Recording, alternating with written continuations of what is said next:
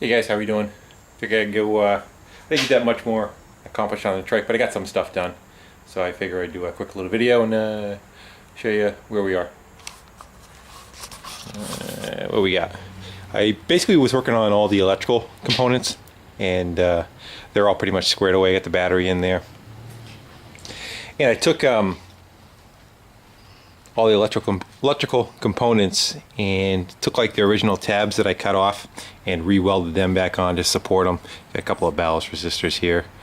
I believe that's going to be the voltage regulator. And we got a relay here and a relay tucked on the back of the battery here. That was most of the pieces that I needed.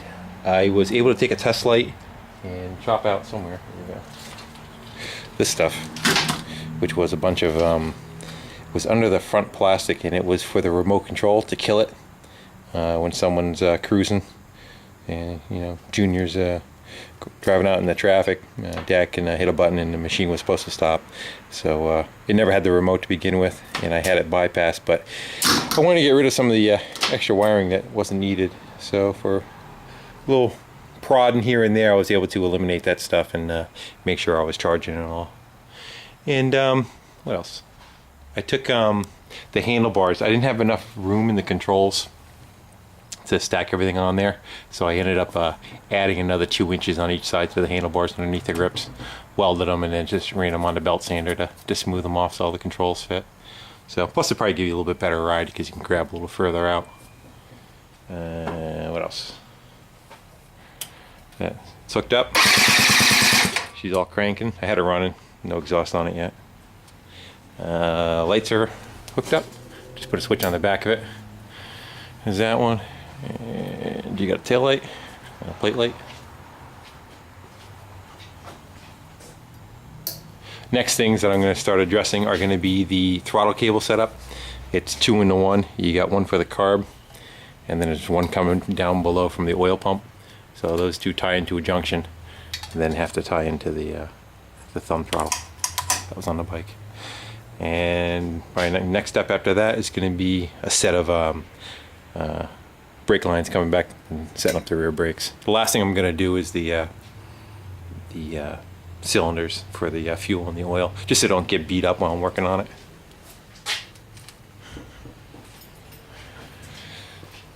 And everything kind of tucks under the seat really nice.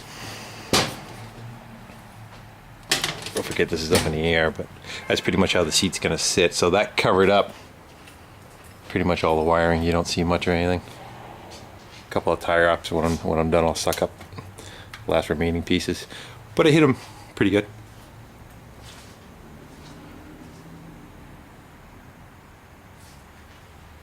Getting there. I got an exhaust. Take a walk out here. That was today's project. Exhaust on a Camry, and it had a rattle in the front. So I did the exhaust, and it had a sway bar link that was shot. Did the sway bar link, but it still has a rattle on it. Went over a friend of mine's the other day, and we did some Yankee trading. I had one of those 4-stroke little rototillers, kind of like the same thing as that, but as in a rototiller form. So we swapped for this thing, which is a post hole digger. Just needs the carb cleaned on it. And this is that muffler I was talking about that he had on a 100cc bike, and we're going to cut that up, and that's going to be the exhaust for the 3-wheeler. Along with, he gave me, camera out. There we go. This was off of a Walker mower. That was the heat shield. I think we're going to go bend that up and try to make us up a couple of guards for the 2 rear sprockets.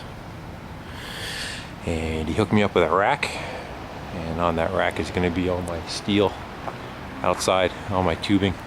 It says bars. You can kind of, they're all sitting in one direction right now, but he split the difference on them.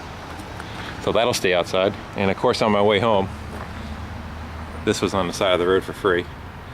And I don't know if you could read it. On my hand it says, "No heavy lifting." because my back is hurting. So as I pulled in, there was two guys sitting in the driveway. He's like, take it, take it. I go, I can't lift it. And him and his buddy hopped out of the truck and threw it in the back of my truck. I just have to get it out, but it's pretty much the same one I have in the garage with the arm still on it. Now for lifting cars, it's an old pneumatic bumper jack. I think I might just leave that one the way it is, but the price is right. That's those guys.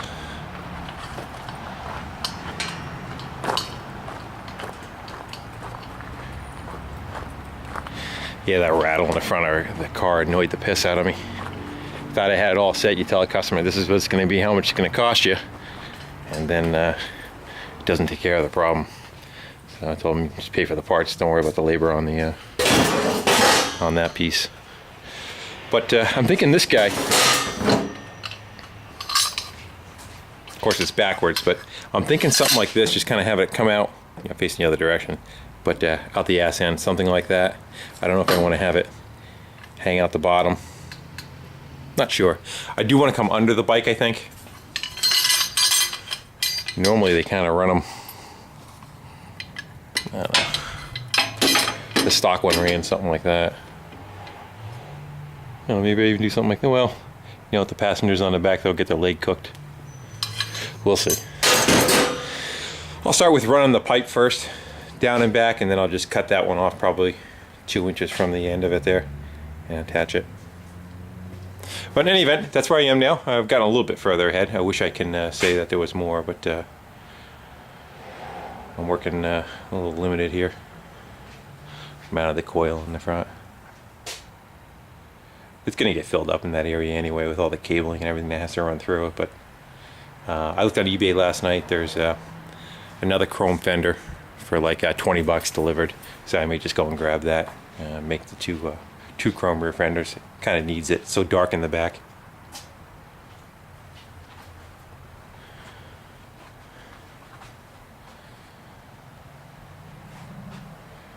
Alright guys, I'll let you be. Thanks for taking a few minutes to watch my videos, and thanks for the comments. Take care.